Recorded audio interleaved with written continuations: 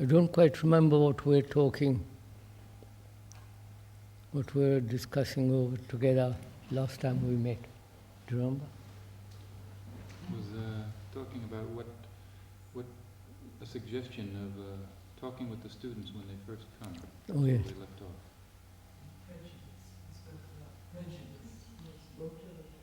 Prejudice, oh yes.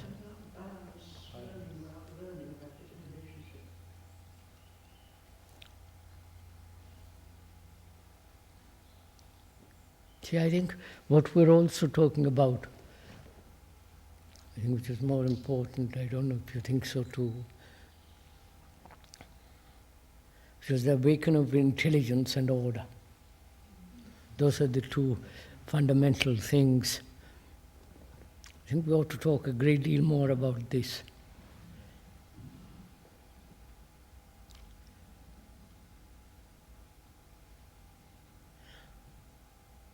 What shall we do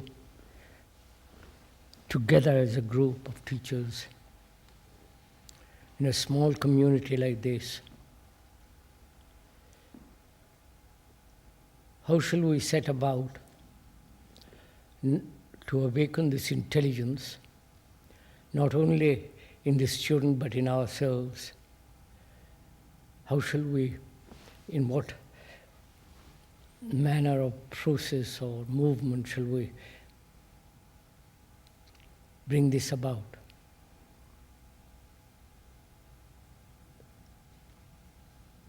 I think this word intelligence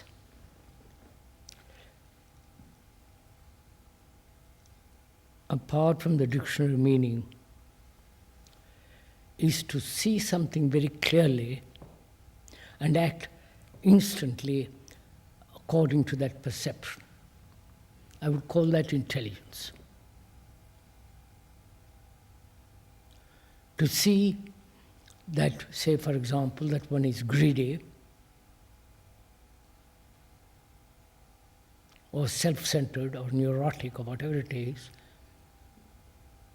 perceiving it very clearly and ending it immediately with the twinkling of an eye. I would call that intelligence. Seeing a danger and acting according to that danger. What do you say about that explanation of that word?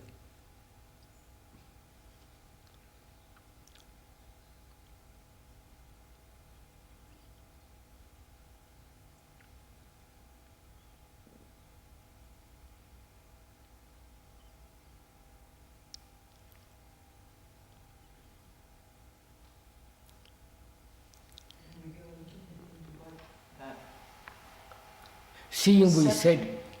What is in that perception? We pardon?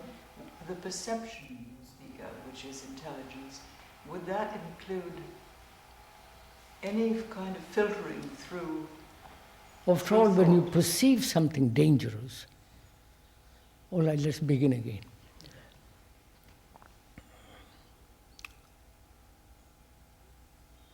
Say one of the dangerous things living in this world is nationalism. I'm taking that as the most crudest form. Seeing that and instantly be free of that spirit of a tribalism. Wouldn't you call that intelligence?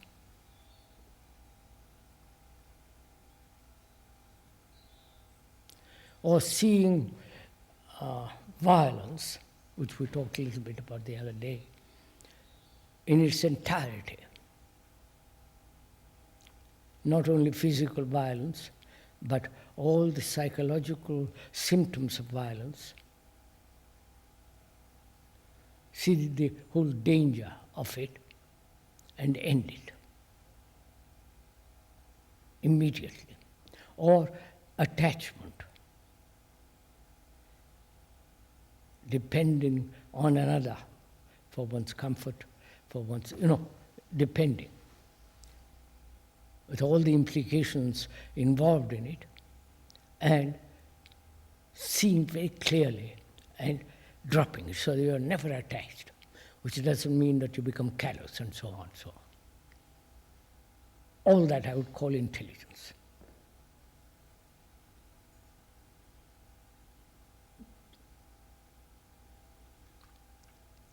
Would you say this? Well, please, there's a dialogue. I'm not. What would you say? Would you consider that intelligence? If we agree, I don't know if you agree, if you see that to be intelligence, then in what process or what is the way to convey this to the student and make him do it instantly?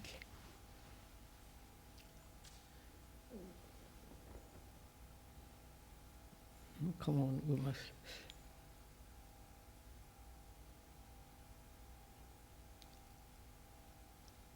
A prejudice, prejudgment, a prejudice that one has about something or other. I like the British, I don't like the French. Or I like Buddhism and I don't like, and so on, so on. Prejudice. To be aware of it, to see it very clearly in oneself and end it. Not take days and months and years worrying about it, Is that possible? And if it is, how to convey this to the student and see that it operates.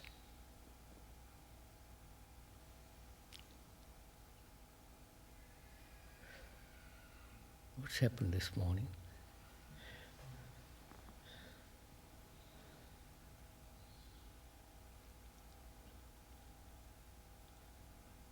Does that imply to the student that all likes and dislikes are a mistake, for want of a better word? If I say, I like living in the country, I don't like living in the city, is that prejudice, and must I therefore abandon all personal reactions? I'm asking from the point of view of the student. Is that what we're trying to put across? Is this intelligence? Let's discuss. Is this intelligence? Perception and action. Perceiving is acting, not perception, a long interval, and acting.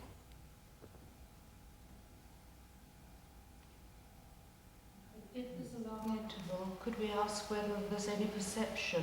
Because yes, that's it. We talked about a little bit about it the other day when you were not here. That's why I don't want to keep on repeating. We said perception doesn't take place if there is the observer and the observed, if there is no prejudice, if the past controls the attitude or the activity in the present. All that's implied. The freedom from all that is to observe without prejudice. We are reduced to that one word.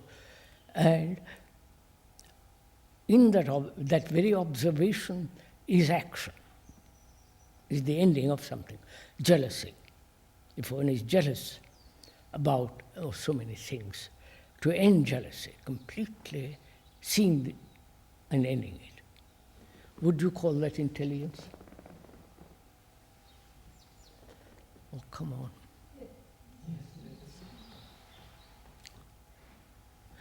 Do you do that?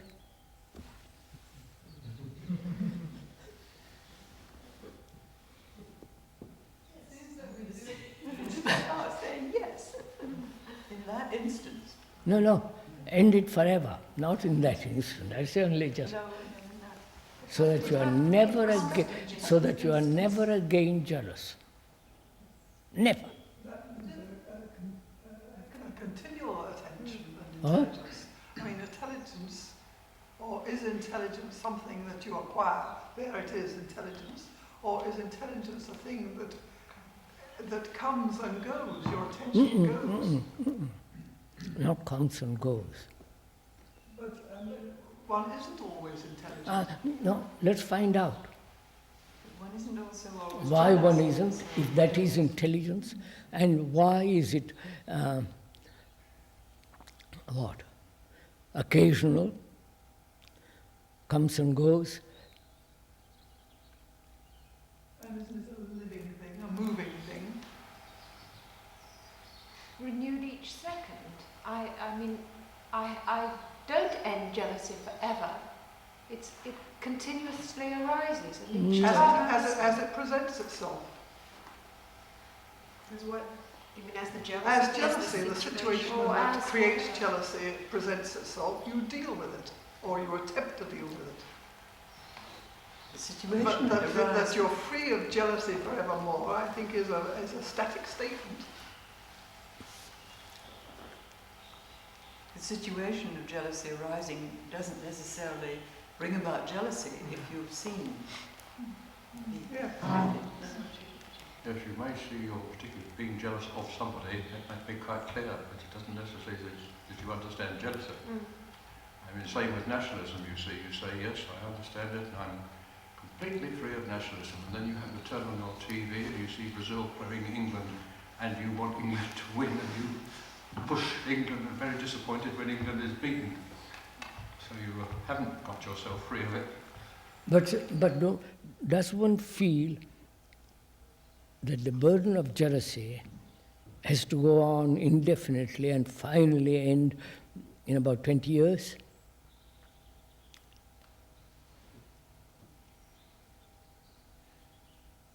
Or does one want to be ended? Are you speaking of so that it doesn't come up again, Again, as opposed to again, I've it made that coming very up and clear. being dissolved? I made that very clear. Don't let's keep on repeating this. Sort of saying either statement, saying it will only end in time, or saying it will end instantly. Isn't that somewhat of a block? I mean, both are coming from your images of what could happen. I've had hay fever for the last 10 years, 15 years. I want to end it. Instantly. Wait a minute, I want to end it. I've tried various things. It's a physical phenomenon, not a psychosomatic thing. I've very carefully gone into it and see whether it is an avoidance, an escape, be a center of things because you've got to go and talk about it and, oh, how terrible, how all that. And I see it is not psychosomatic. It is not something that I would like to have as to attract people to me and talk about me. I've gone into all that. And I see it's a purely physical phenomenon. So I put up with it. Old age, grey hair. I used to have very black hair. And I was growing white, all right. But psychologically, envy, must I carry it on? Day after day, day after day. Haven't we suggested more than once that envy, nationalism, All that. prejudice are forms of thought? Thought is matter in that it is carried as a form in the brain. Yeah. And so it's, in a sense, it's also seems to be A a physical phenomenon. So, Now how can that, I mean, what is going to change that brain structure? yes, that's, It yes. seems as though the brain itself can't do it. Keep to that. How is that brain structure, right, which is part of the material process, A distorted structure. distorted, can that be straightened out?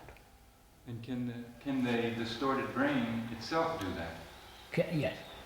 Or is it so heavily conditioned, so brutally twisted, that it can never straighten itself? Well, it's possible, but... Are you suggesting that? Well, I'm asking, even if it's not so heavily twisted, can that, even a lightly twisted brain, which is in envy... Can the brain itself change itself? That's what you're saying. Can thought change itself? Comes the same thing. Right. Can the... So you're saying, as hay fever is a physical phenomenon, and takes time. and they may put up with it.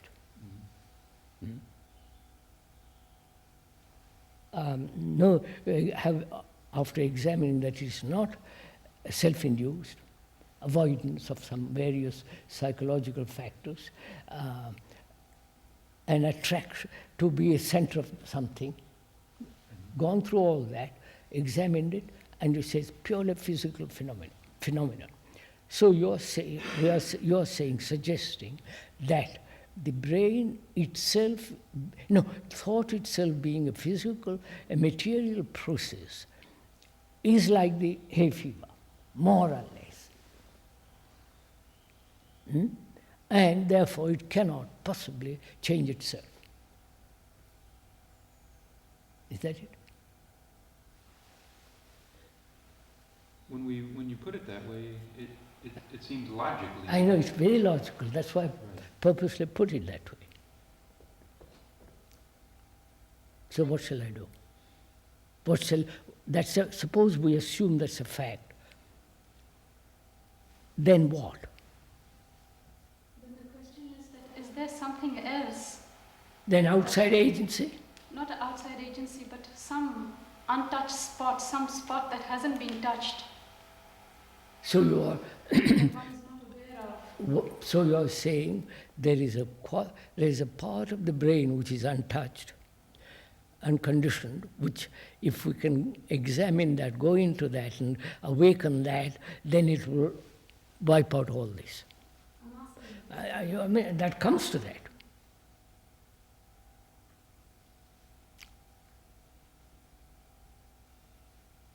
Go on, discussion.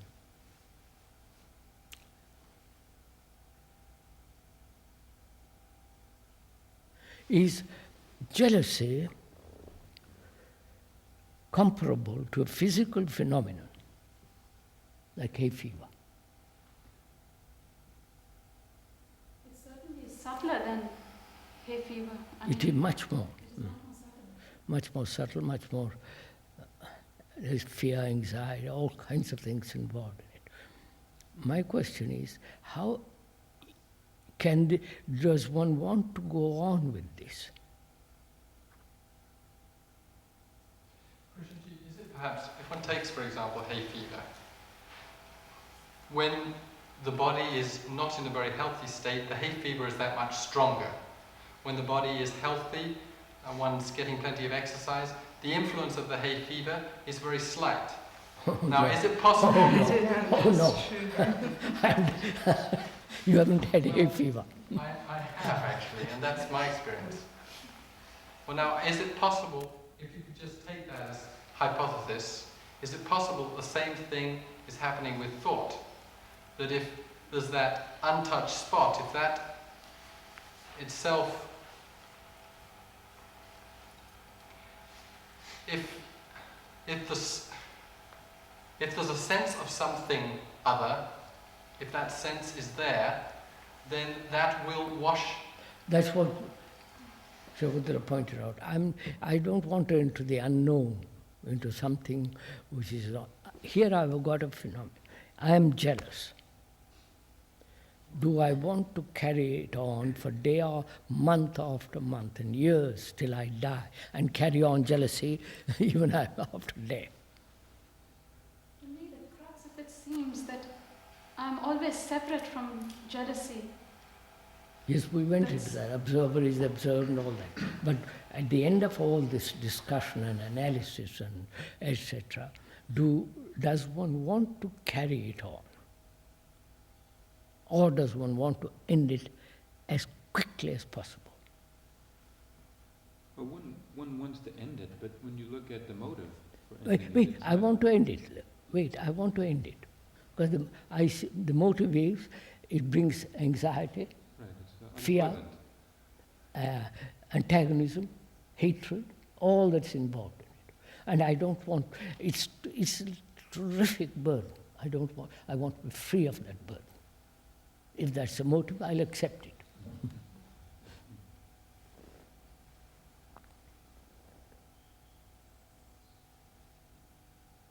I don't want to have it the next day.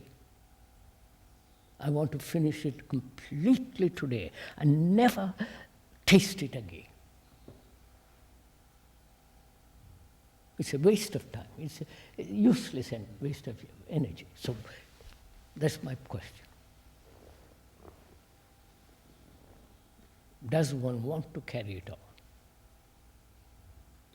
on?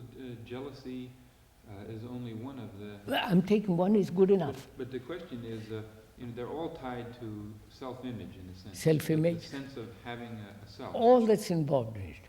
Now it seems that jealousy, nationalism, etc. cannot disappear unless the root of it is... Yes, sir, I'm just taking a branch of it for the time being. But can we clip the branch No, without... no, you can't. I'm just... apparently, when we discuss, have a dialogue about the root of all this, which is the me, thought structure and all the rest of it, we shy away from it. Right? We don't seem to be able to get to the very root of it, hold it there and go after it and eliminate it completely. So apparently that's an extraordinarily difficult process. So I took an obvious thing, like jealousy, and say, does one want to carry on with it for the rest of one's life? That's all.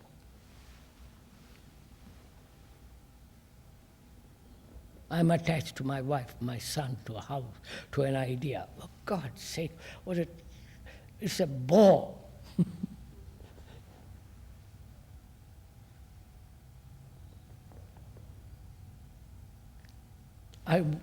Basic thing is the demand for freedom from all this. Which goes against the whole concept of that's human nature. All the rest of it. Human nature can never be changed. It can only be changed through change of environment. Environment can only be changed through revolution, through law, through legislation. And so, I mean, we have played with this endlessly. So I'm asking you, if you'll kindly tell me, do you and the student, if you do, to be free of jealousy completely, totally, and forever, and I mean forever, not occasionally be free from it. If that is intelligence, perception and action, and if you may not understand the whole meaning of it, in discussing with the student, you see the importance and may have, you follow? So how will you discuss this problem with the children, with the student? Intelligence, awakening of intelligence is action, not action and intelligence are not separate. Now, what do we do? Come on, sir.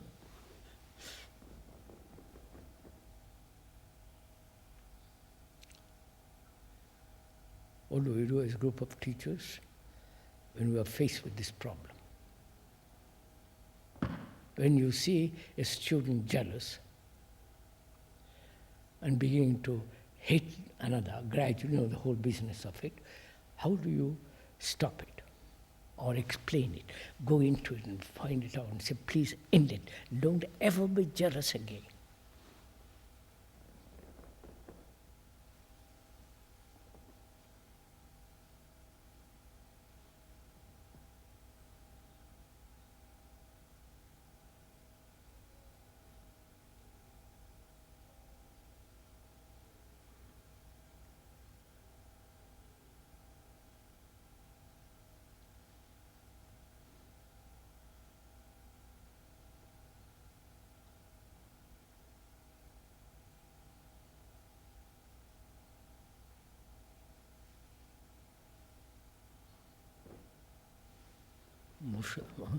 This morning, what's happened this morning?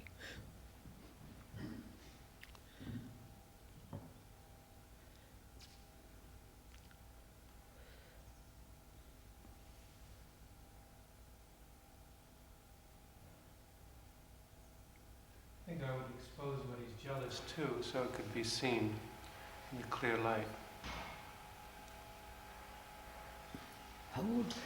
So my question is, I've got a responsibility with the student. I'm off the pedestal. And I feel responsible. And one of my responsibilities is to see that he is free of jealousy. Because that creates parties, all the rest of it. And I'm also, as a new teacher, I know what jealousy is. I've known it from childhood, as a new teacher. And in talking with the student, because I'm off the pedestal, I say, I know what jealousy is, because I'm jealous. I know all the implications of jealousy, where it leads. As you are also jealous, let's talk it over together.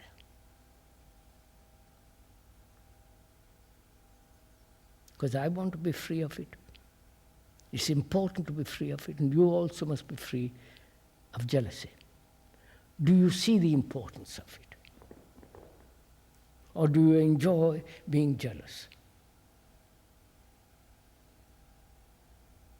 Do you like it? It is a form of pleasure.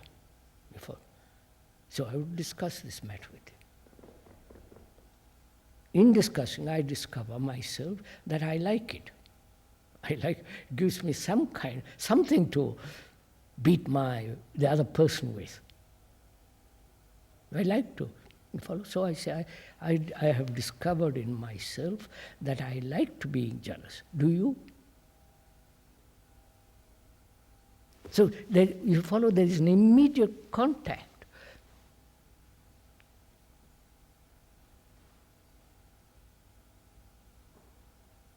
Personally, if I may, I've never been jealous.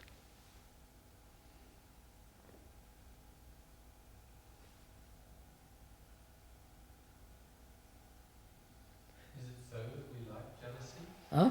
Is it so that we like jealousy, which is anxiety, pain? I'm asking you, sir. Yes, it's a neurotic behavior, and one keeps it because one likes it. Huh? It's a neurotic. No, don't condemn it. Don't condemn it. That word neurotic has. Do you? No, look. You are the student. I'm the teacher.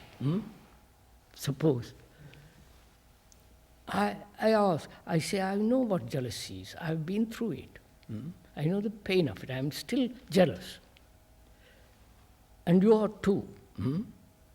Now, how shall we dissolve this between us two? It's important to be free of it. Then it's like a tremendous burden lifted from your shoulders. Now, do you like jealousy? To keep it? Because it occupies your mind, you follow?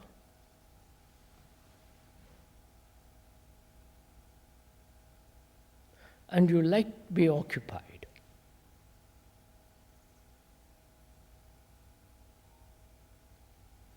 It's not like that. I mean, jealousy seems to arise. One sees a situation and there's a surge of emotion.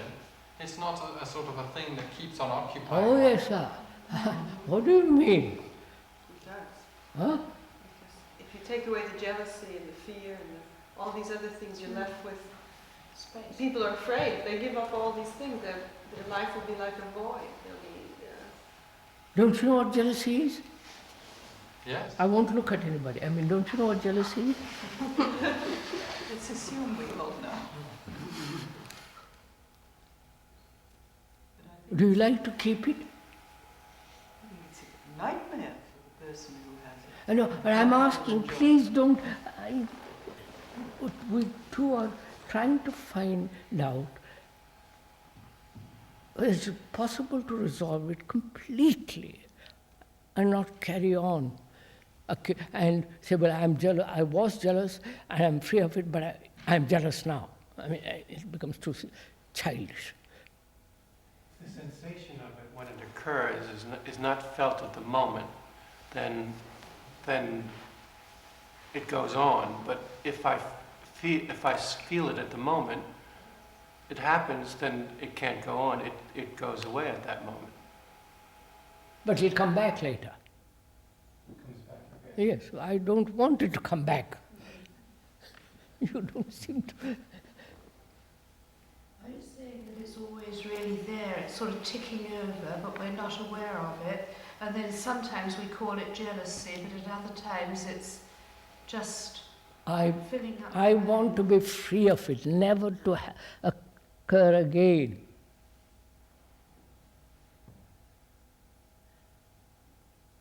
It seems to me that's the most unintelligent way of living.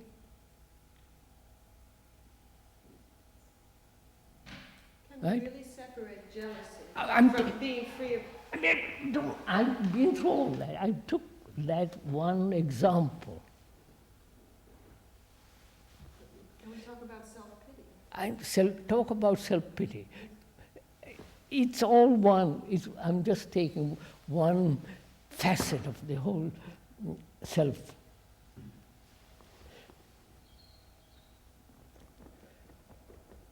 Can we ask, how does the total scene of it take place? Because that seems to be at the crux.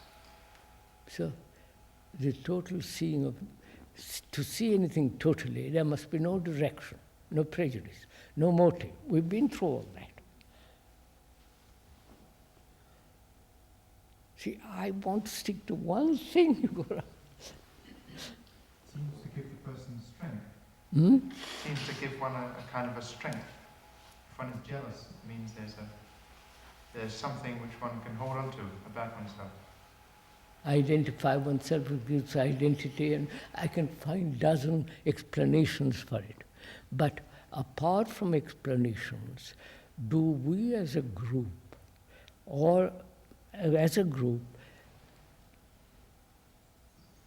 intent, passionately concerned to be free of it?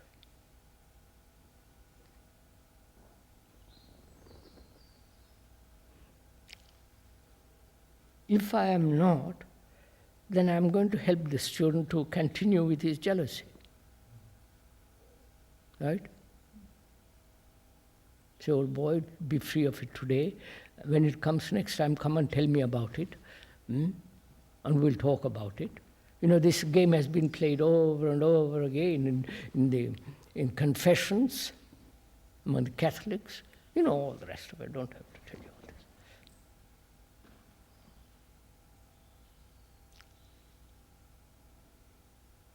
Can it exist if one passionately wants to be rid of it?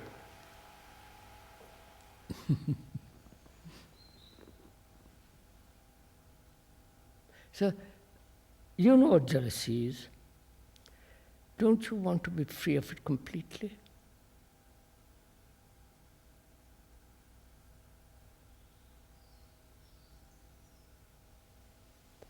I give up. Yes, I do. I do.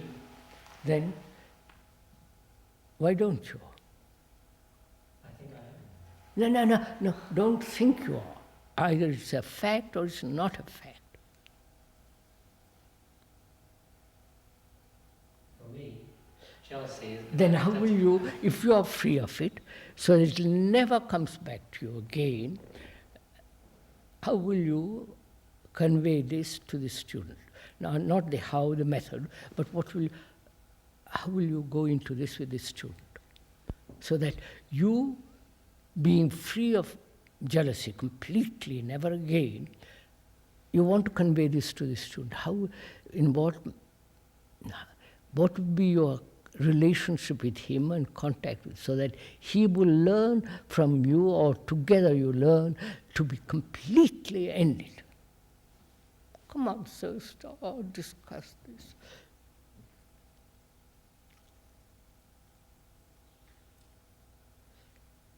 Well, I have nothing to defend.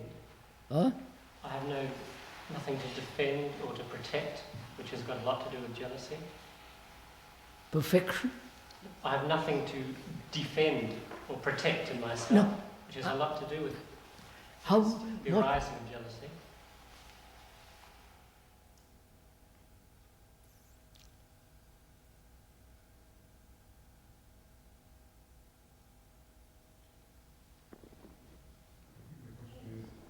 Supposing that we're interested in jealousy more than in the things that cause jealousy, how are we going to make the student also interested more in jealousy than in the things that make him jealous?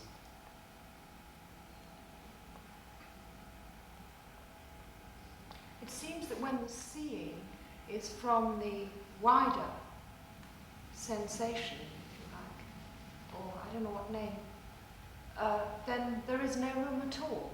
But I am not at that level of seeing. That's what I'm saying. Therefore, you're going back and forth. Yes. Yes. So you like to play this. You like to play this game for the rest of your life. No, I don't. But you are doing it. You may not like it, but you do it. I'm in that. So well, how will you put an end to it? You must like it. Otherwise, I'm having the sensation more. you like it. Obviously, I love the jealousy or whatever it is. No. So otherwise I how won't will be you? lived to it. Don't you want to end it completely? There we are. None of us want to end anything. We just want to carry on for the rest of our life. Right, sir?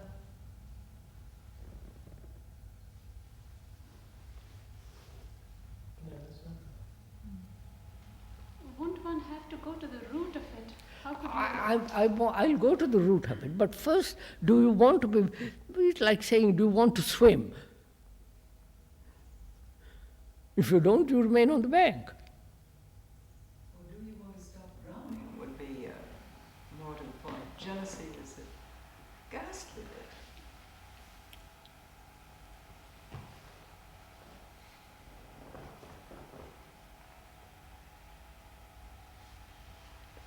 If I had a son or a boy for whom I'm responsible, whom I loved, I want him to be free, whatever motive, don't bring in motive. I want him to be free of jealousy forever, because it is a tremendous thing to burden to carry all through life, making your life hideous.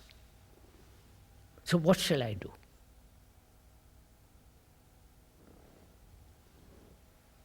I love that boy or girl, is my son. And I feel this would be a marvelous thing if you could never again taste jealousy.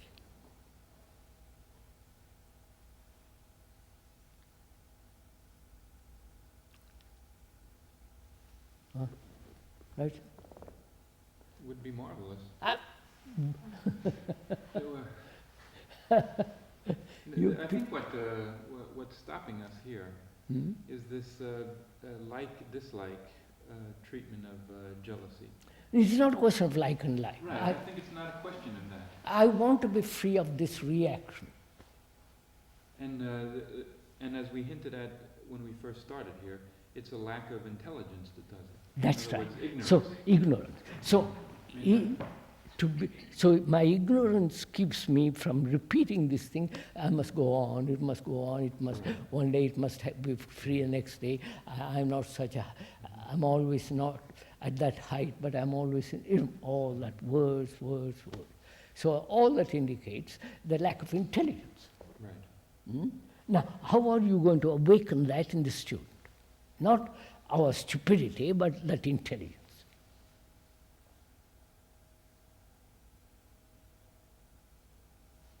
Leave jealousy out. I see it's very important for the student to be highly intelligent in the sense we are using that word. Now proceed from there. If we all agree intelligence is perception and instant action. Perception is action. Like seeing a danger of a precipice or a lion, what danger. And because you see danger, there is instant action. Like you don't throw yourself under a bus. To throw yourself under a bus is folly, is neurotic, unintelligent. So, I'd like to point out to the student the dangers of human, whatever, all the rest of it. And which means he must observe, become intelligent, and so intelligence will show him what is dangerous and act. Right? Now proceed. How should we do it? If you and I are passionately interested. Well, we've tried talking to students, and it has only a limited It has effect. no effect. Practically none. Yeah. Why? I have talked for, you might say the same thing to me, you have talked for the last 50 years and more. What the hell are you talking? There's nobody. Right? You're saying that more, of course, in a polite form. So what should we do? Shut up shop?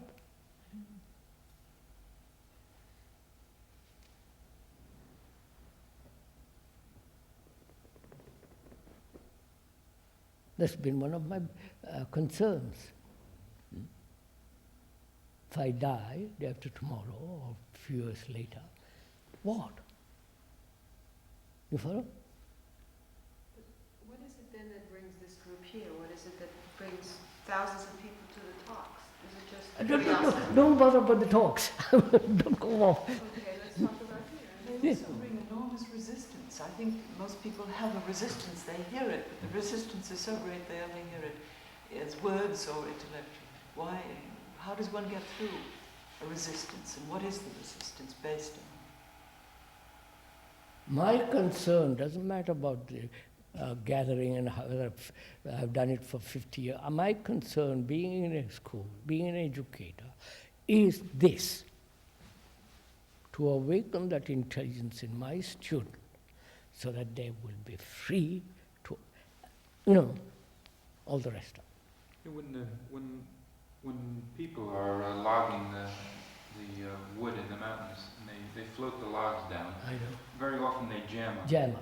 And there's a tremendous jam, but at the core of it, there's only one or two logs. That's right. And they become very clever at finding which one it is, and then the whole thing becomes free. I've seen it in film. I've seen it the same way. But it seems that I'm just suggesting that maybe the human mind, or the mind, is similar in the sense that there are one or two blocks. There's one or two blocks. And for each person, perhaps... So, that's what the analysts say. There are one or two blocks. That's right. Which if you can take, analyze. The difficulty is that it requires some other person to look very intricately at Yeah, this. we'll do it. Let's do it now. I come to you. I said, I've got 2 or 3 blocks. And then the whole thing will flow easily. Please, let's go into it now. My block is, I am damn jealous of everything. Well, that may not be your block. I know that's my block. I said, no, don't. You may only think it's your block. Don't go into it. I know it's my block. Well, maybe that's your block, though. Knowing with such certainty that is the case, but it may not be the case. Go into it with me. That's what you're doing with the student. Go into the problem of my blocks, or many blocks, or 2 blocks that will let the river flow, carry everything away. Help me to get rid of those 2 blocks. Well, with some students, he says, well, the problem is that we're authorities, that we create rules. That's the problem. He knows that's the problem. That you are the authority. Yeah, that we're not letting him be free. I know. So you talk it over with him, and you go into it very, very carefully, and point it out, and say, and perhaps he will be intelligent enough to see it. Perhaps, yeah. Perhaps. Most of them, if you're going to it. He says, see, they just want me to do what they want. That's Yeah. all that conversation means. I know. They figure if we So talk for I've 3 come hours, here. I'll do what they want. Look, Mr. Joe, I'll keep on repeating this. You beat me off the track. I'm going to stick to it. My block is in this student and in myself is this tremendous weight of something. Jealousy, anxiety, whatever it is, fear. Help me to get rid of it.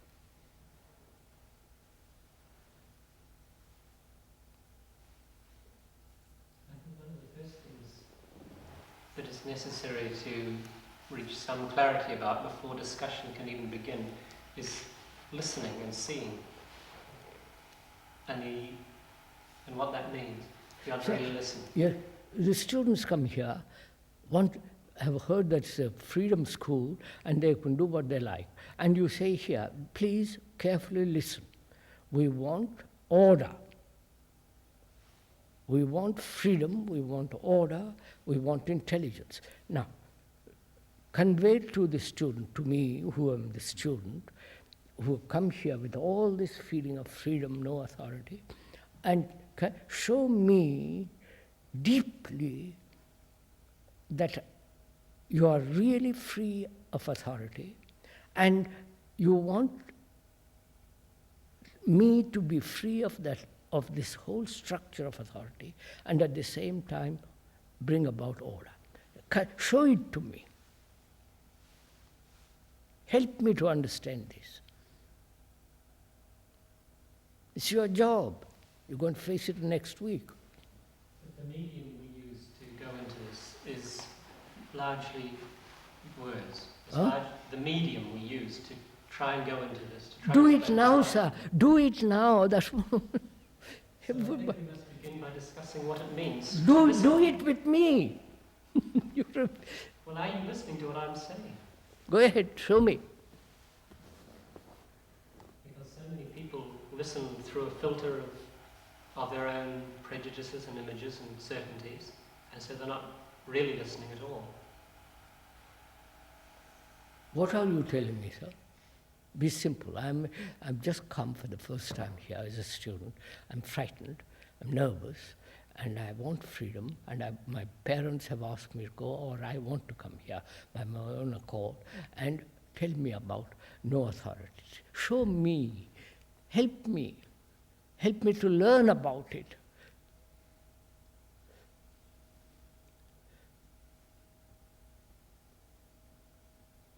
As a group, if you explain to me and somebody says contrary to what you have told me, you may have brought about much more confusion in me. Say, that's not what he means. I think this is freedom. So at the end of it, I say, well, these people who don't know anything what they're talking about, buzz.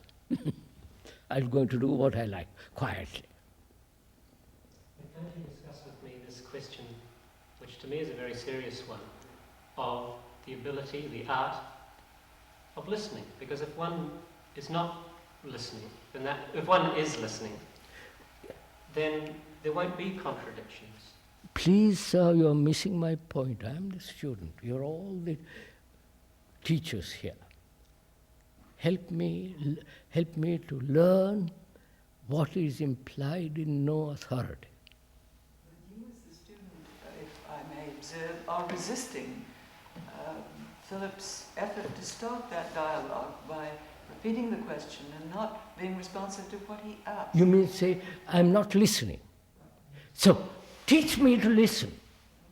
For God's sake, you don't move from one, teach me to listen. Sorry, I'm not angry or impatient. Teach me. Huh?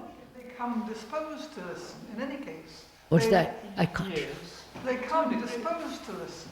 Disposed. They're all ears to listen. Yes, they There's no teach. problem there. Please teach me. Please teach me how to listen. Please teach me what I'm listening to and pay attention. Teach me. Learn. I want to learn. Well, if we say we are interested in intelligence and order, Teach me to listen. I'm doing it. I'm trying to. people off from one thing to the other. One must begin by being able to at least exchange sounds.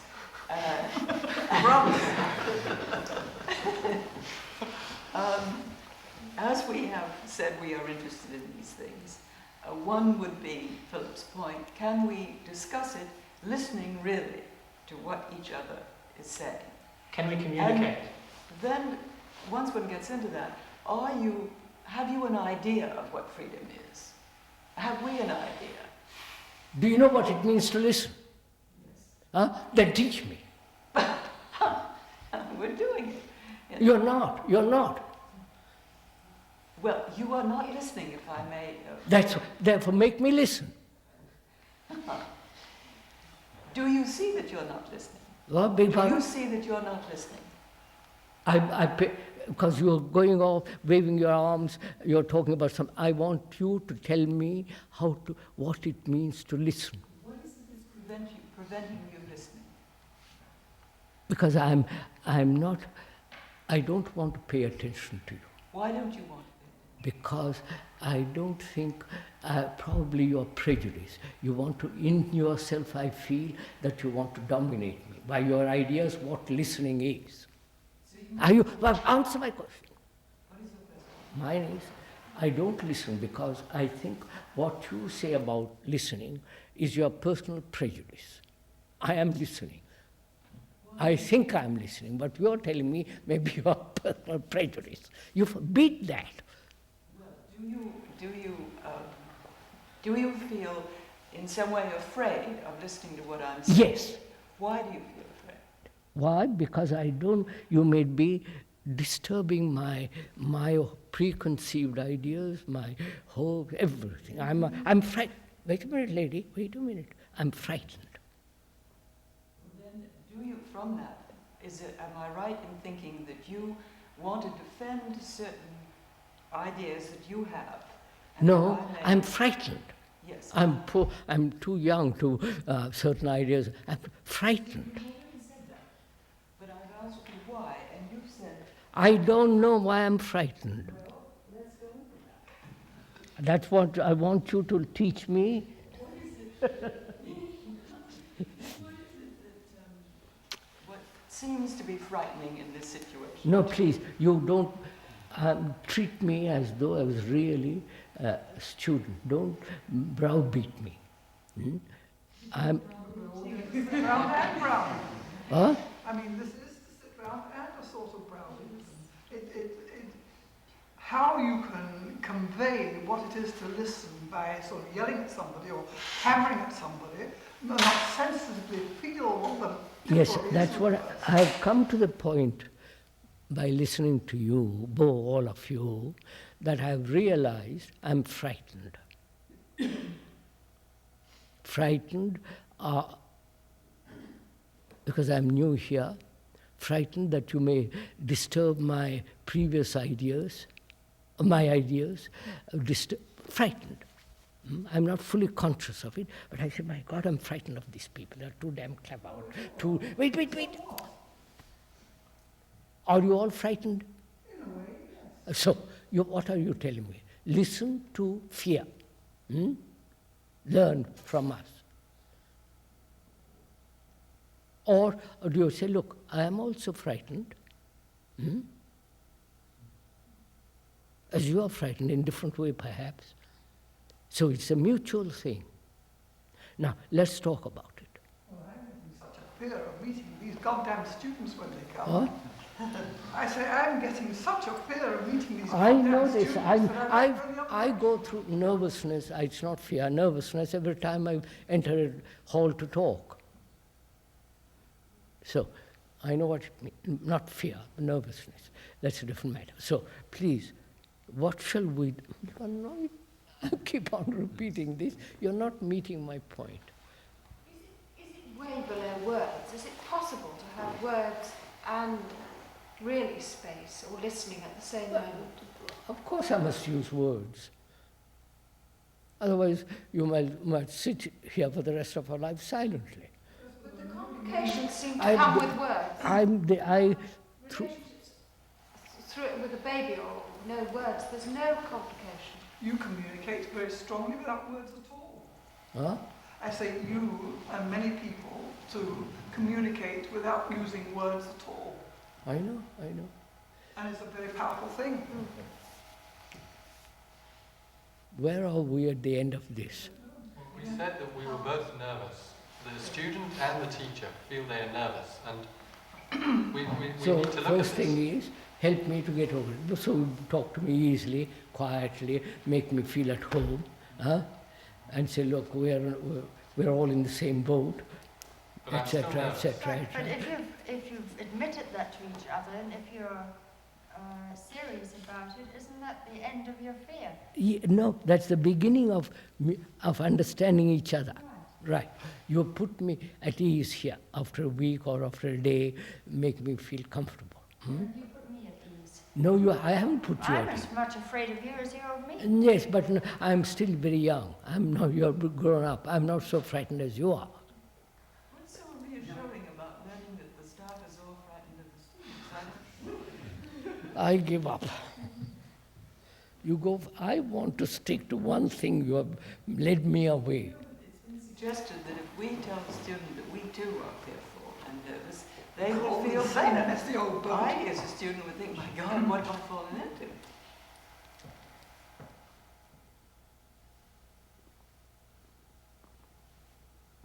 Would you feel that there's somebody who has some understanding of what it is to be nervous?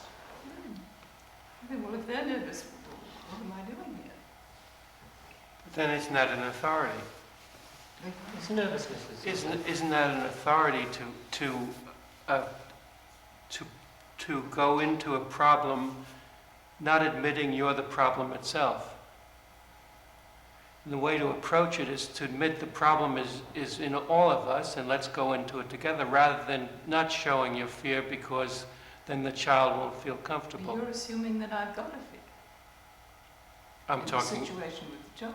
I mean, we're all saying, oh, like a party line, we're all afraid of the students. No, not afraid of the students, but there's fear involved in the relationship itself with the student and his relationship with me. If I'm free from fear, then everything is very clear. I don't know, there's a nervousness in a new situation. Well, I don't equate that with fear. Well, I don't know what nervousness means, actually. Right. Seems to me the point is that if I don't go into it with the child off, if I go into the relation with the child being an authority and pretending I don't have the same feeling as he, there's no relationship, I find. So the first thing is to see whatever it is and go into the problem together, knowing I have the same problem and I'm learning and the child is learning. Well, are you saying that if one really has the problem, then you put it on the table? Right. But I think it's almost an assumption to say we must prove to the student that we are no different, no better, no anything more than the student. We may be fearful, we may have all kinds of troubles which may develop, but I think it's this blanket assertion that we're just like you and all which is not true. Which is not true. Of course not. To the degree that's true, fine. But if it isn't, I wouldn't accept it. No, we started out these dialogues by saying, I'm a new teacher here, and you have told me to come off my pedestal. The pedestal being, I'm the teacher and you're the taught. So I said, right, I've understood that, I'm out of that. If it arises, I know what to do with it. It will never arise with me because I'm out of it. I see the reason because it spoils relationship with my students. So out. Then you said motive, self-interest. I'm working at that. And now you have accepted me as a teacher here, and I'm going to meet 60 boys and students next week. And I said, look, I am free, I am off the pedestal. I feel now that I can, together I can discuss with them, right? There is no barrier of a pedestal. Is that clear?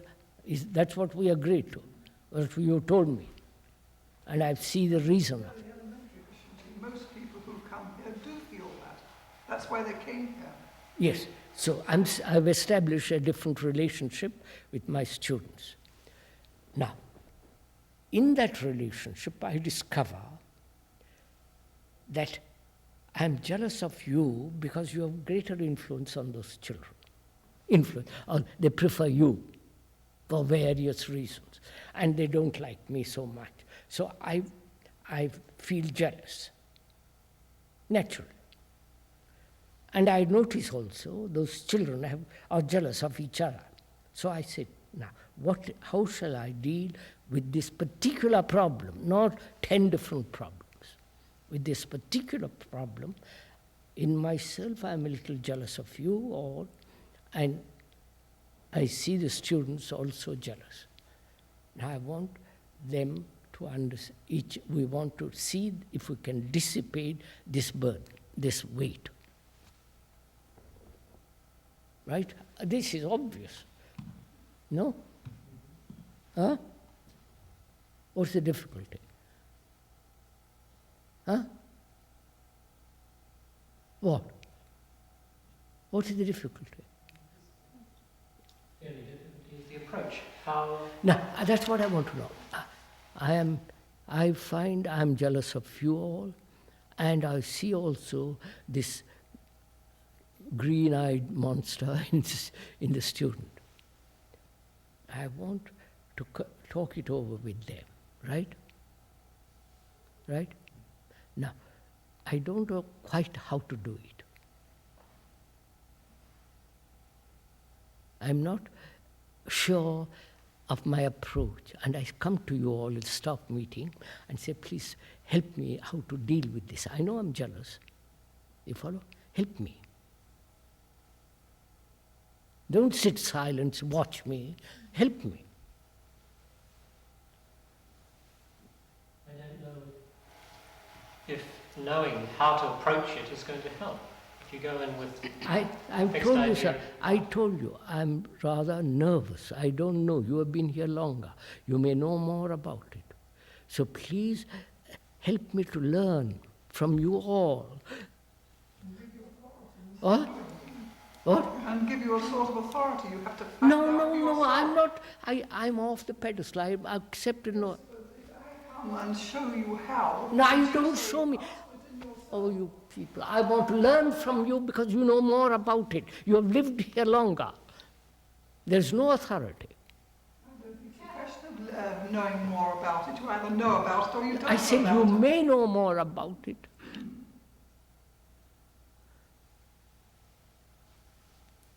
You must have talked this matter over together. This is the first time I talk about it in my life. And I said, please, you know much, you may know much more about it. You've listened to that poor unfortunate man who has talked for 50 years, and perhaps he might have said to you something. Teach me, I want to learn.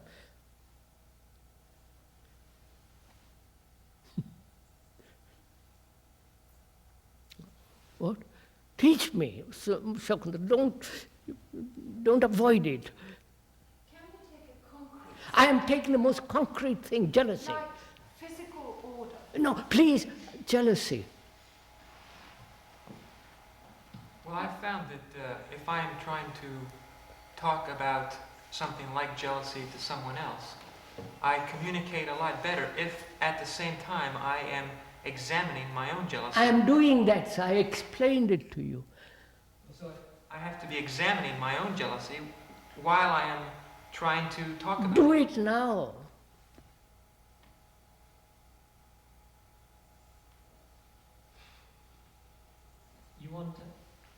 You want me to teach you about how to deal with this? Yes, how thing that will come up with the to students? deal with my own jealousy, Your own jealousy. and how am I, by finding more about myself, help the students who are also jealous. I can teach you is to go with that openness and I'm inquiry doing, to the students. here I am. I'm quite open to learn from you. Well, why can't you learn together with your students? I am sure, are you telling me, look, be quite open about your jealousy with the student. Hmm? I daren't. I'll show you why. I don't know what I'm going to discover in myself. I mean, just listen carefully. I'm frightened already. I'm frightened that I may discover a lot of things. So I don't want to expose myself too much to the students. So you feel separate from the students? No, expose, not different, expose. Don't you know, it's like exposing all my hideous things to somebody. I'm frightened of that. I'm ashamed of it. Well, is it sensible to do that? Is it sensible to show one's dirty linen in public? Oh, Lordy. To wash one's dirty linen in public? I don't mind. But you're saying the details of one's jealousy and so on? Are you ashamed to expose yourself? No, not at Huh? all. Well, how can I teach if I'm afraid? If I'm afraid to expose... Are you ashamed to expose yourself to the student? In your inwardness, your mess, your confusion, your jealousies, anxieties, and say, well, I live up there, sometimes it doesn't happen, sometimes it happens, and all that exposed? Are you willing? Not ashamed, but I think it would harm the student. Huh? I wouldn't be ashamed of it, but it wouldn't do the student any good. It wouldn't be helpful. Therefore, I've learned one thing from you, which is by exposing my own inward confusion, jealousy, I'm not helping the student. Therefore, it's not a pretension. I don't know. Wait, sir, Mr. Kevlar, it's not a pretension. I see he won't fully understand all my complex difficulties. So I say, I know my difficulties, I've learned this. My exposing myself, showing him all my difficulties, might bring about greater confusion in him, or he might feel, by Jove, I'm much superior to him. Because he hasn't investigated, he hasn't gone into it all. He says, by Jove, he's an ass. He might be able to show me something about myself. He might be able to show me something about myself. Yes. Krishnaji, I don't think it's being suggested that one should go and expose oneself to the student. But there must, if there is there is a rightness and an intelligence.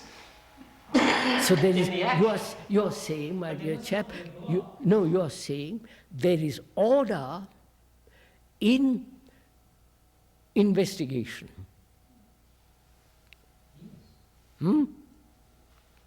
Right? I have learned something from you.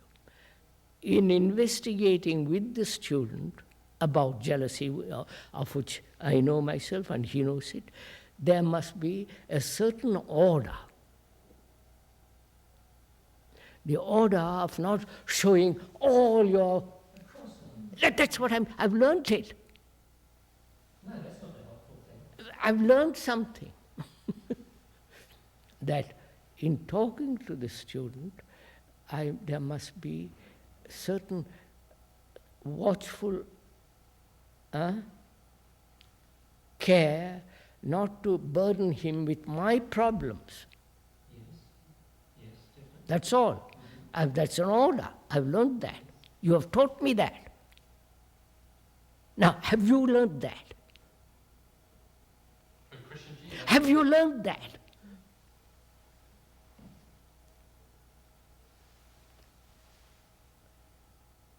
I've learned that. I say, yes, perfectly right.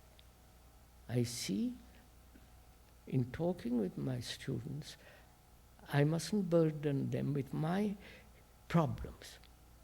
And I'm inclined to do it because they're innocent, somewhat innocent, and I want to pour it out to them. It helps me to clear myself. Therefore, I see it's important not to put everything in front of them.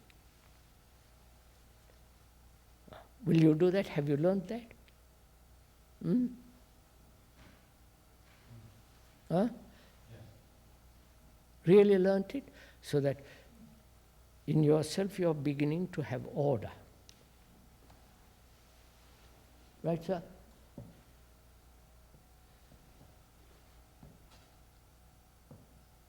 So next, my friend, I know what jealousy is. I'll show it to you. It leads to hate, it leads to anxiety that, all that. I'll show it to you. Now, we are learning together to see what happens when you are jealous. And do you want to keep it? Does it give you pleasure? Or are you going to say, well, I like this, so I'll keep on for the rest of my life?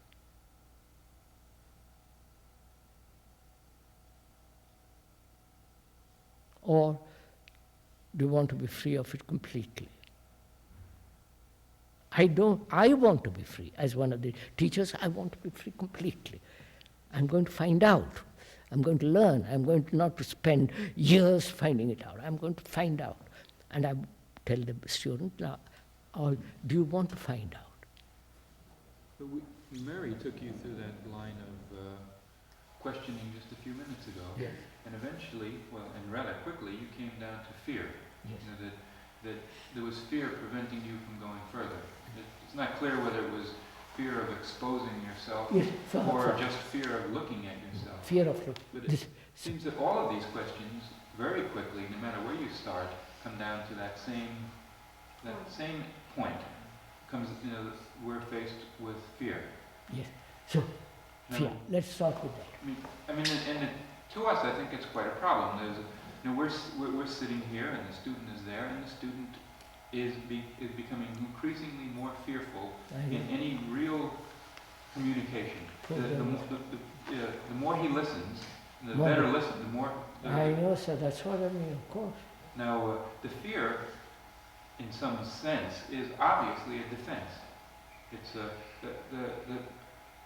you're asking him to look at his self-image, and he begins getting a glimpse of that, and withdraws. It's a kind of so I say, look, I warn him beforehand. This is what's going to happen to you. So be careful. Don't withdraw. Hold it careful. But that doesn't carry in the instant of that withdrawal. No warning before carries in the instant of that withdrawal. If I'm warned, the danger of it, I may withdraw, but I'm careful of it. I watch it.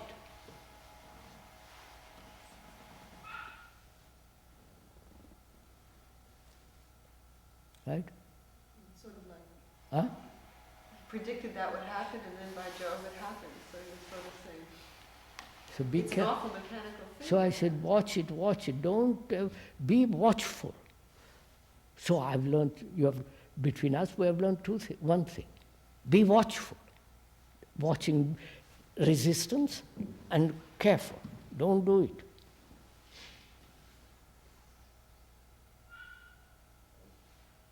Right? So proceed.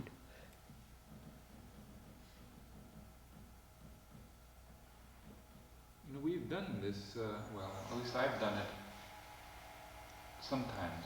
No. With the fear, if you don't get through it, if the other person doesn't go through that fear, at that time, they're left with the memory of it.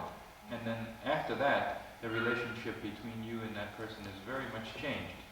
They only remember that that you are a person who can hurt them, that you can remind them of fear. I said, I'm in the same position, remember?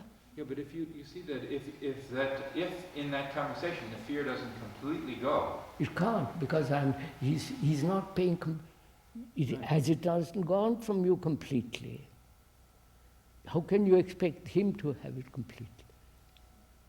So then what's the point of having this deep... So, how do you free yourself completely?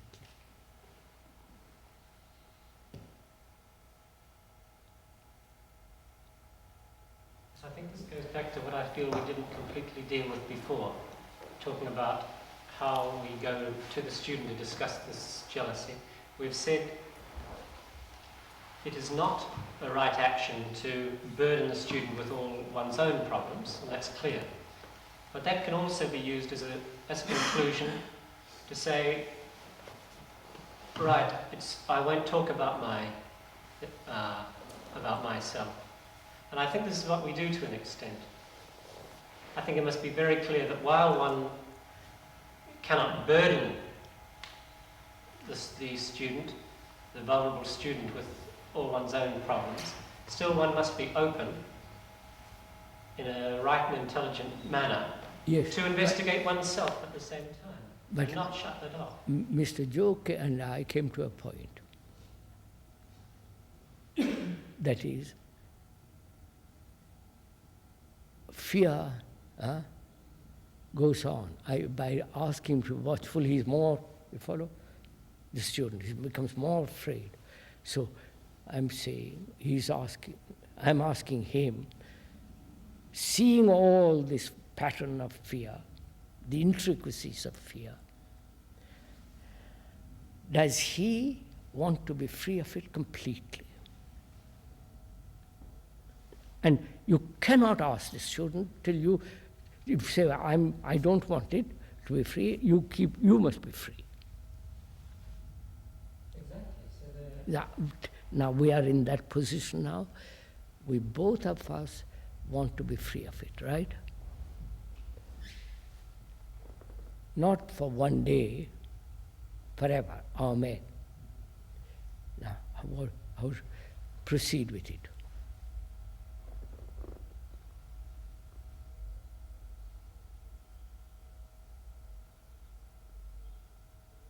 I don't quite understand why I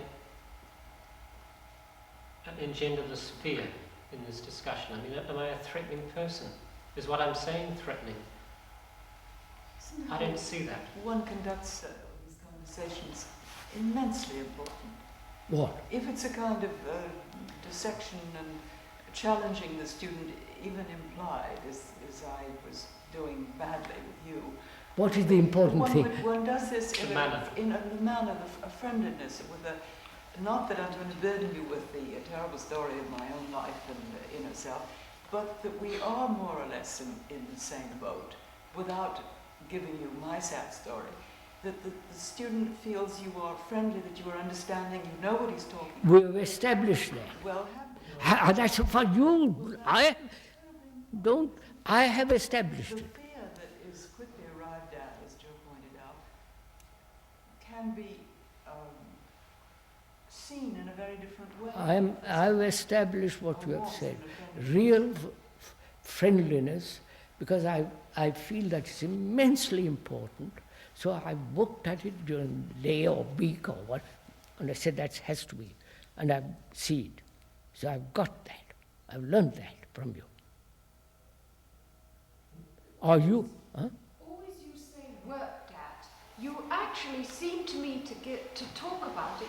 I mean, we are not free of fear, if you asked us all. And yet we'd all say that we wanted to be. I'm asking you, I've established a friendly relationship with my students. I really mean it. Have you?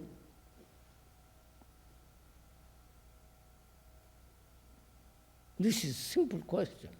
Yes, until that's established. Yes, let's proceed. You have. Then, in that friendship relationship comes this problem of jealousy, whatever you like. I take jealousy as an example. I'm sticking to it because you're all avoiding it. Now, I'm saying how to convey to the student, both of us being jealous, not exposing all my burden, putting on, etc., etc. Do we want to be free of this jealousy, fear, ultimately as Mr. Joe pointed out, fear. Do I really want to be free of fear? All of us. Or is it a game we are playing?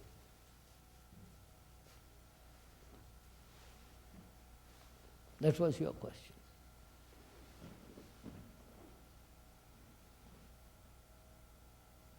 Do we take enough attention, pay enough attention to this question, that wanting to be free of fear completely? Do we? Huh? Don't blink and look at somewhere else. I'm asking Sushila. Shakuntala, I get mixed up with this. Please answer me. You've been here for a long time. You heard that man umpteen times. Do you want to be free?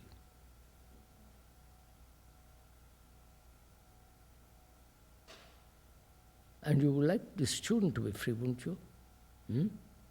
Huh? Because you have friendship, you like him. So, how will you convey this demand?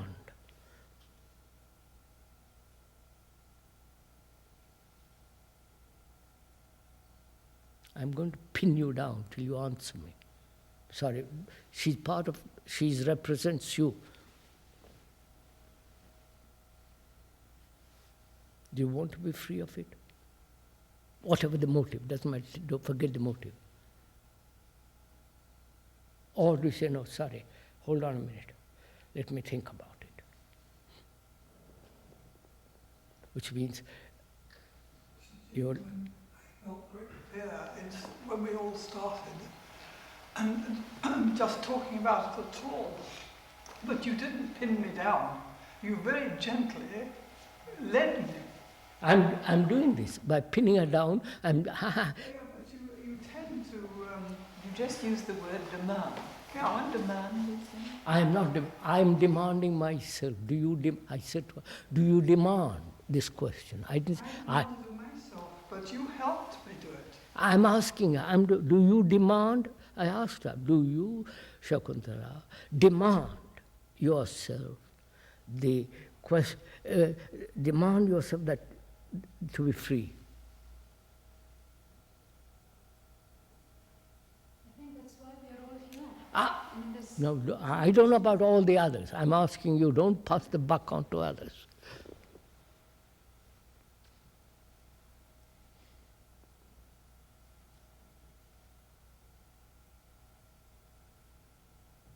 You see how hesitant we are? And with this hesitancy, you follow? You're talking to the children. So he says, by Joe, I'm confused. You talk, you follow?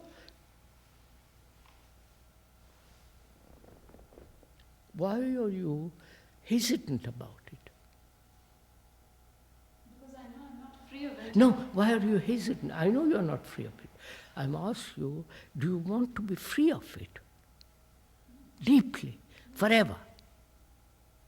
Yes. Yeah. Now, if that is so, how shall we proceed? There are two of us, or half a dozen of us, who say, I must be completely be free of this monster.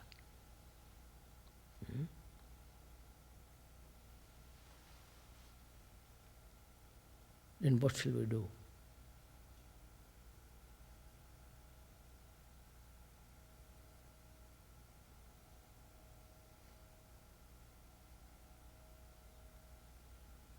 Is it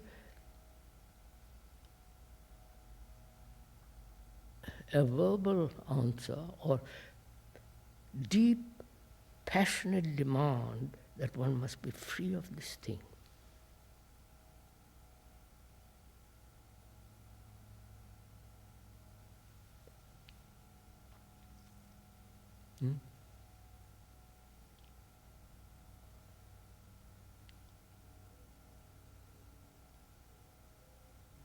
If it is deep, or if it is, there are two things. If it is superficial, then it's merely a verbal exchange. It'll have no, it's like a little flutter But if it is really a serious question,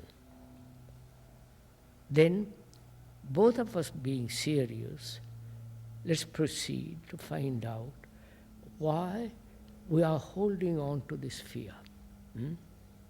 Right? If you and I really want to be free of it, why is it so difficult?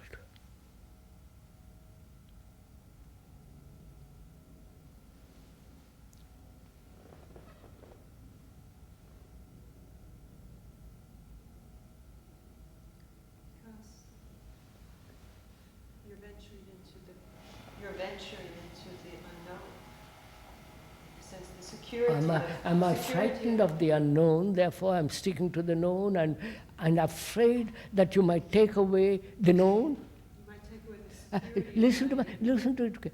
I'm frightened of the unknown, what will happen if I am free of fear. And also, I'm frightened to let the known go. So it's fear, both.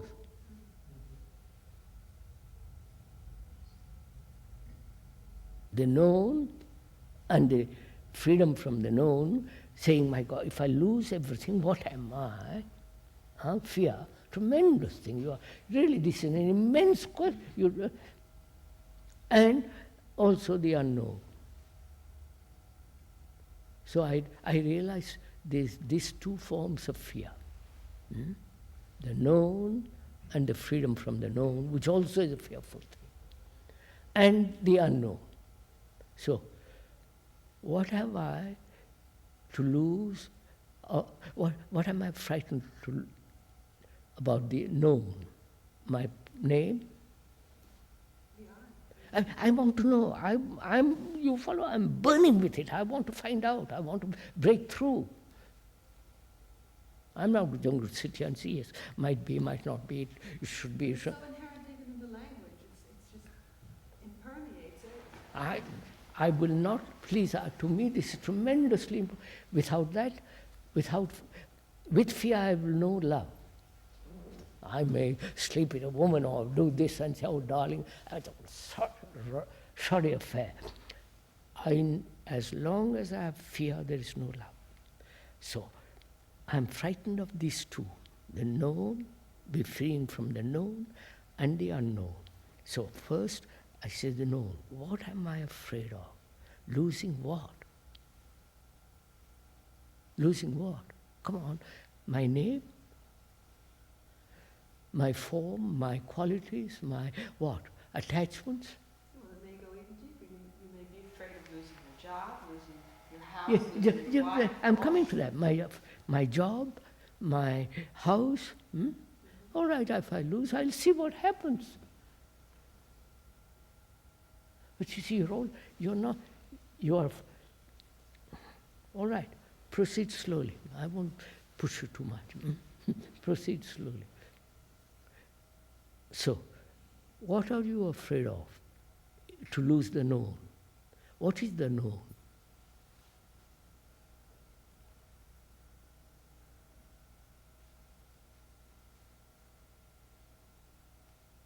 Which means, no, it's really, which means the known is yourself, isn't it? Do you know yourself? It's a relative security. A relative security. No, that means that. Security. All right. No, the known is all the things, which is you. So I'm asking you, do you know yourself? Or you say, yes, I'm attached, I'm at this, but not knowing yourself. I wonder if I'm conveying this. Sir, have you gone through this? Huh? You said that you didn't know jealousy. Never. And fear. Psychologically, never. Physically, yes. So that, because when it's beaten up and all kinds of things, yeah. Now, being bullied, yes. So, from what are you speaking when you saying that that if there was this fear, then what you would do is look at this way through it? I mean, it seems as though you're saying that when you look at other people, that you somehow get an, I can only use the word imagine, what is happening inside their mind, and that you kind of imagine that fear. No, I don't imagine it. No, but I mean... How do you know? How do you know? How do you know? You're asking me. How do you know? No, I'll put a question back. How do you know that about jealousy if you have never been jealous? Yes. Right? Right. That's all. Is that the question? And deeper too, about fear, and about going through fear. Yes, yes. How do you know these things like fear, jealousy, anxiety, if you have never been through it? Hmm? Is that it? Be simple, sir. Yes. That's part of it. That's part of it. How do you know these things if you haven't been through? Huh?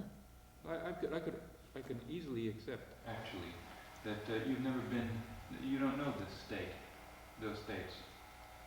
I mean, I have no reason to believe that you. Oh yeah, I don't want you to believe. I don't want you to believe or accept or reject. Yeah, I make a mere statement. I've never been. It is not important. It's not exactly. It's not important. Not important. But it is important. And if you're suggesting a way, you know, for a person to face fear. Yes, that's all. If you are suggesting a way. Not a way. How to proceed with fear. How to proceed. You know, this process, if it's not true, if it's not correct, fitting, it's only going to lead make to much more complicated. Trouble. So if you've been through that, if you say I went through it and it works, that's. I'll show you it will work. So, which is, we both of us are examining logically, not neurotically, right? There is no desire to convince you, no desire to put something over you, no desire for superiority, all the rest of it. I have none of that. I'm not saying that. I say, first, therefore, there is no desire or the assumption that I am something different. You follow? So, out. So, logically, we are discussing. Must you get drunk to know drunkenness? Must you murder somebody to know what it is to feel to murder somebody? You do. I mean, wait, answer my question. Yes, you do. No, that is unintelligent. Because why should I go through all these things?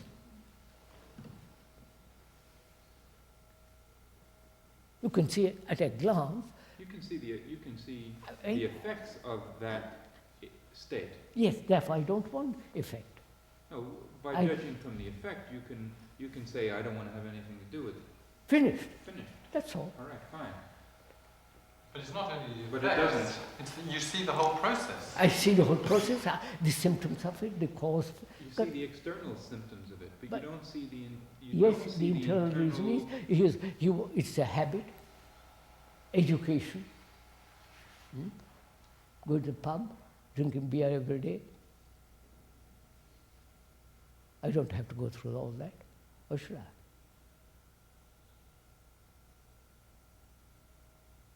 Extend that beer drinking to murder.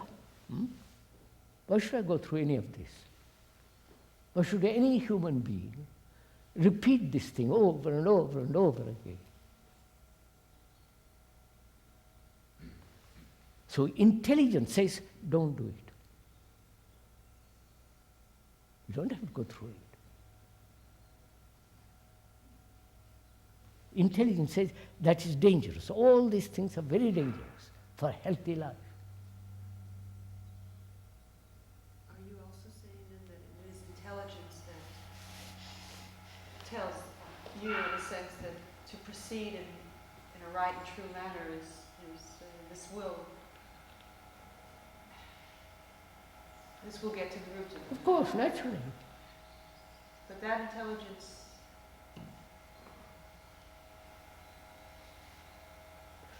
And that intelligence, you're saying, also is shared by all humans. Yes.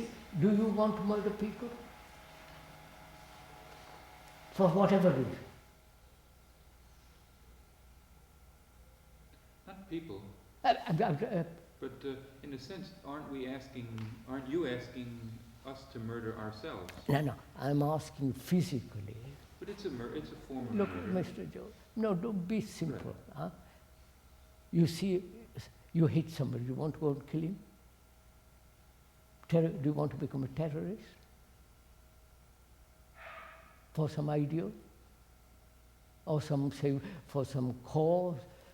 Palestine? No, I don't think the thought of murder comes around. No, because you are... You want that person to be gone sometimes. You want that but I mean, that's a different... But I'm asking you specifically murder.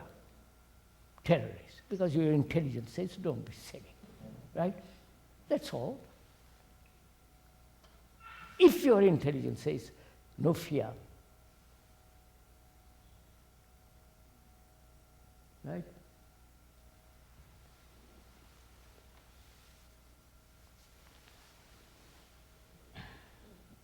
So, your intelligence... So you're saying that the intricacies of fear, you don't care about that. I mean, that's something for a psychiatrist to worry about. Just drop the fear. You don't have to go into all of that rat's nest, that worm's nest of fear. You can drop the whole thing without uncovering it, even to your consciousness.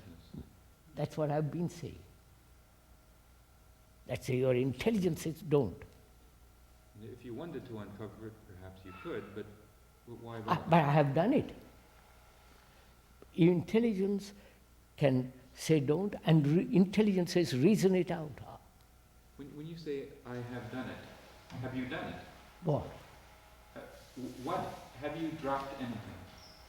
Is there any kind of, what you might call a psychological complexity that you've had to drop?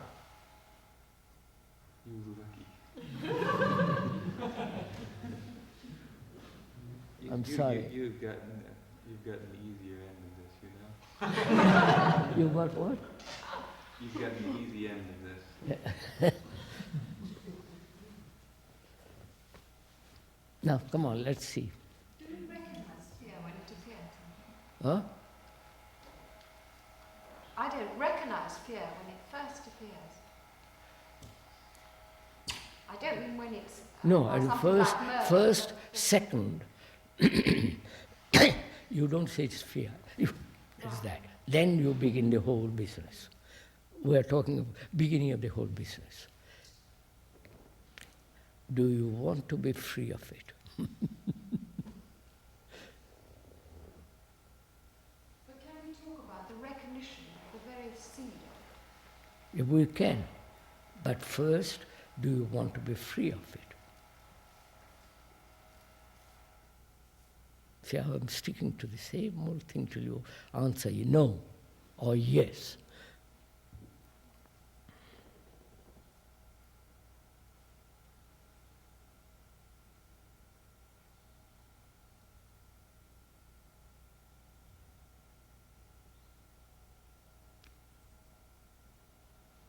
One of the complaints against me was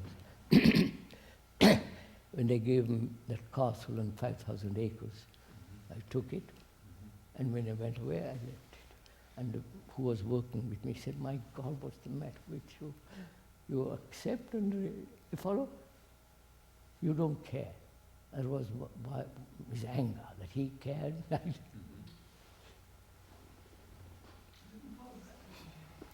couldn't hear it. Huh? We couldn't hear. It's not important, I'm just talking.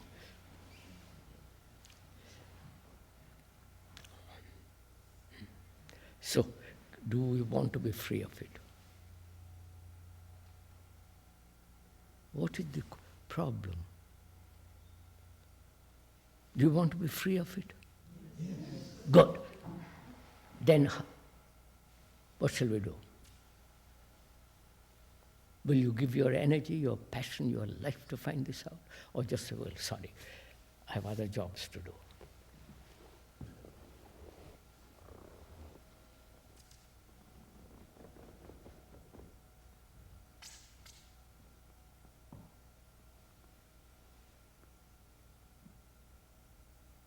If you say yes, we'll go into it to the very depth of it. But if you say, well, I'm sorry, I like to go halfway or just scratch the surface, then we are playing games. And you are playing games with the students then too.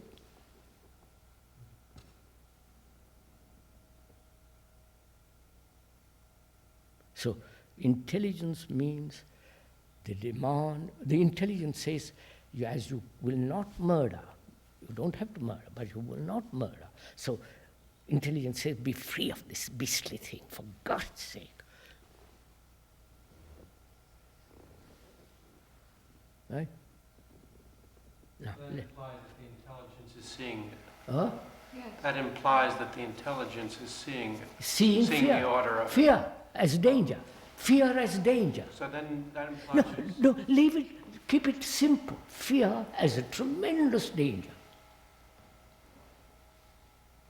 Because when you are frightened, you are paralyzed. And there is retaliation. All kinds of things take place in fear. Darkness, a sense of violence, and you follow everything. So,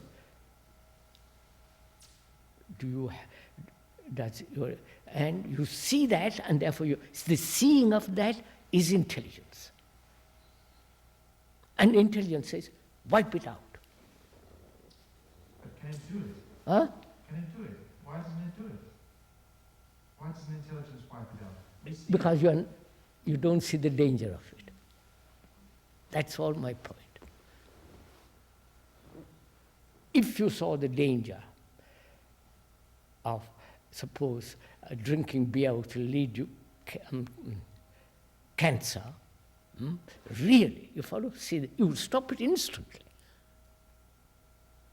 But if you say, well, I don't mind, I enjoy beer, I don't mind dying of cancer in a few years, but what of it, I enjoy it, and it's all right. That is stupidity. But we say, you follow said obvious. It's different going into a place and picking up a glass and doing something, and the other where there's an occurrence inside you which, as soon as one recognizes it, then maybe something can happen. But how to stop that, the recognition of it, how to stop it? You don't stop it. Intelligence sees the danger of fear. Right? Then intelligence says, now let's work it out. So I've seen it. You follow? That's a tremendous danger.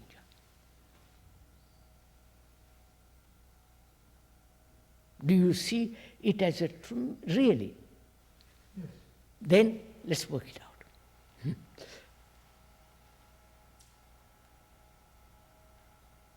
If you really see it as danger, it's finished.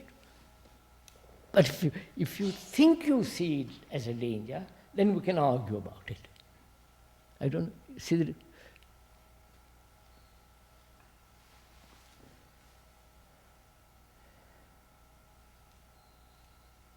But then where's the working it out? But you don't see it.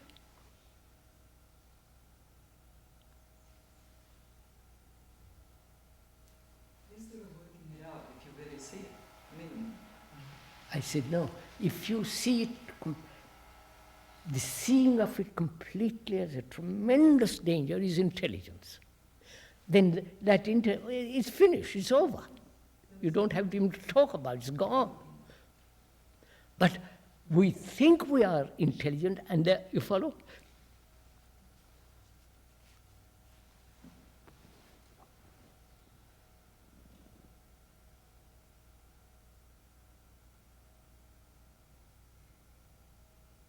It's also a habit to think we're afraid. Yes, sir. Great many things are involved in it. That's why these dialogues are good, because it makes you, it helps you to go into yourself, you follow? And see where you are exactly. Whether you are superficial, whether you are halfway serious, whether you are halfway deep, or really, God, you're concerned profoundly.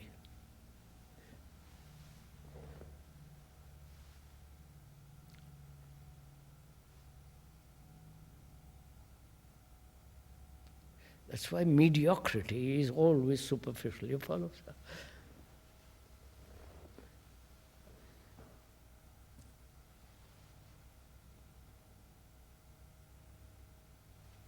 I mean, like these terrorists, they don't mind killing and they don't mind being killed.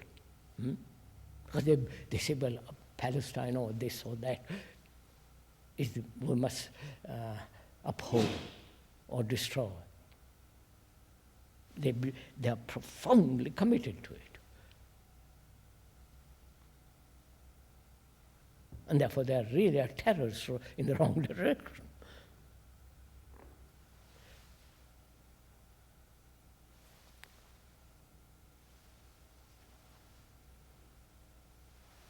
We better stop, don't you? 1:15.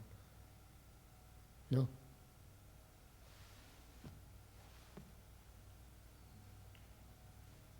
Enough, isn't it?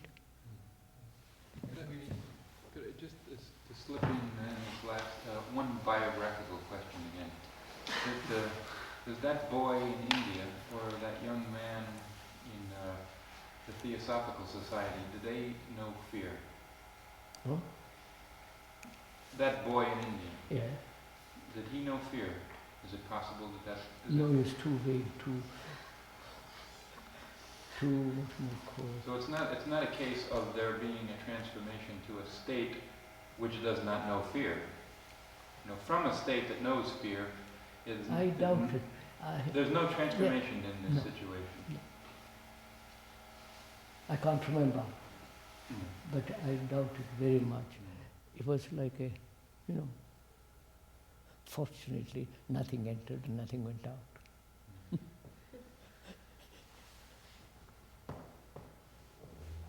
When do we meet again? When do we meet again? Today is Saturday. What do you say? Monday? Can we meet Monday? Sunday? No dentist this week. No dentist this week.